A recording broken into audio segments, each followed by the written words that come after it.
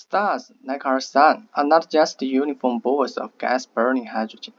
They have well-defined layers where different physical processes are occurring. Here we will get to know the inner working of our Sun. Today I found a very nice picture that shows the various layers of our Sun. Let's discuss the core, the central region, where nuclear reactions consume hydrogen to form helium.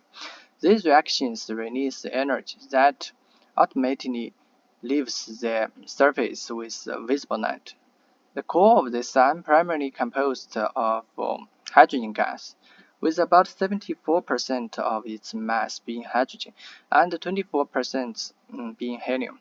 The core of the Sun is extremely dense, with an average density about 150 times that of water.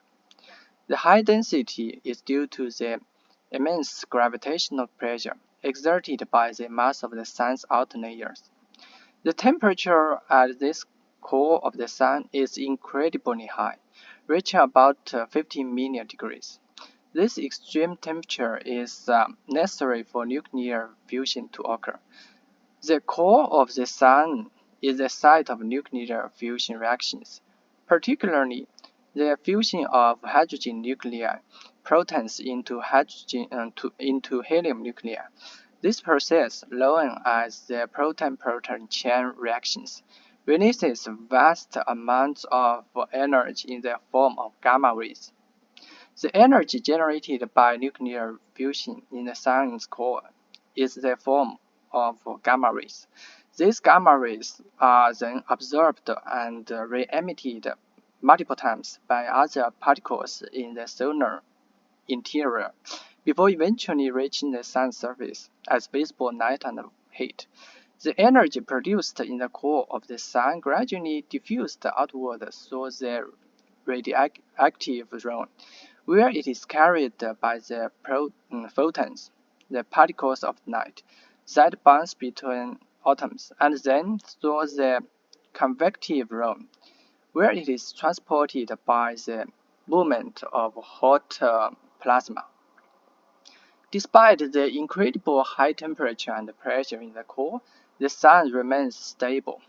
That is because a dedicated balance between the inward force of the gravity and the outward pressure generated by nuclear fusion reactions, and the thermal energy of the Sun's interior.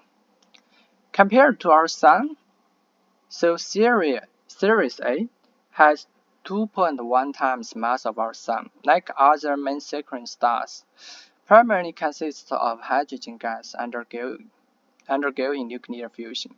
Hydrogen fusion is the primary source of energy production in the core. So there is a similarity of nuclear fusion and stability in the core between Sirius A and our Sun. But in the core of the Sirius, there will be undergoing nuclear fusion to form helium. It also contains trace amounts of heavier elements,